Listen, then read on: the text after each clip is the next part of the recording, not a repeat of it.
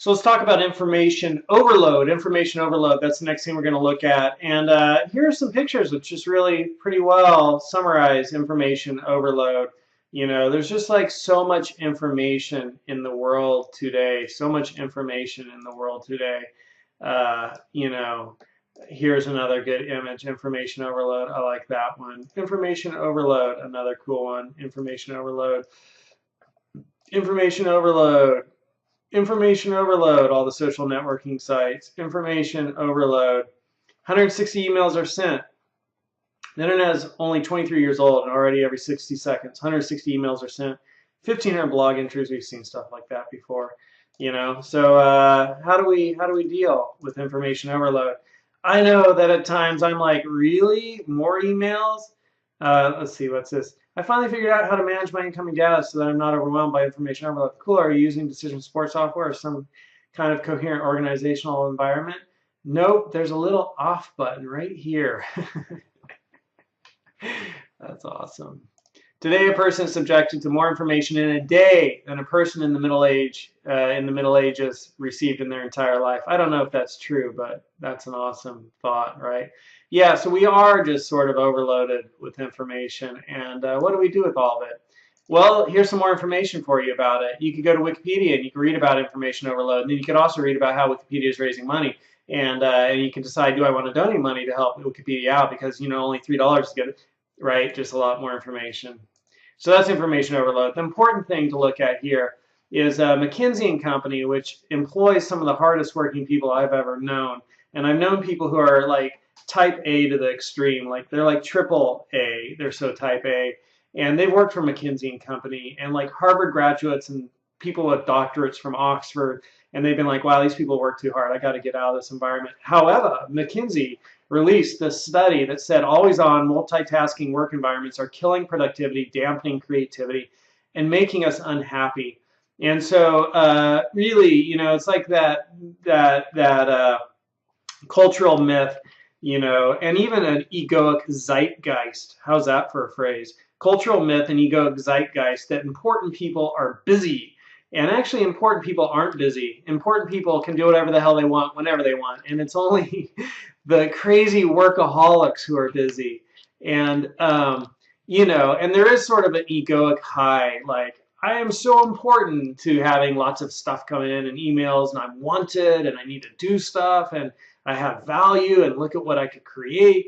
And so there is a kind of egoic high from being super, super, super busy and multitasking. But in reality, multitasking, when you multitask, you do whatever tasks you're multitasking at less well than if you were to do each of those tasks one at a time. And so multitasking has lower productivity and lower quality when they study it. And then also, being overloaded, according to this, dampens creativity and makes us unhappy. And I believe that creativity actually rises from space. You need space, you need time, you need stillness to create. And if you don't have those things, you're not going to be able to be very creative. You need to be able just to chill out and not do anything. And then in those moments, it's actually like, oh, this would be really cool. Like ideas come to you. I don't know if you've ever been like so busy, you've been like, wait, everybody, I just need everyone to stop so I can think for a second, right? There's like too much noise, too many questions, too much going on, and you just need to, have everything stop for a second so that you can think, right? You're overloaded. No surprise that information overload, multitasking, kills productivity, dampens creativity, and it makes us unhappy. So less is more, that old adage is also true. And the thing you should be taking away from this video is, one, knowing what information overload is, knowing that it's out there.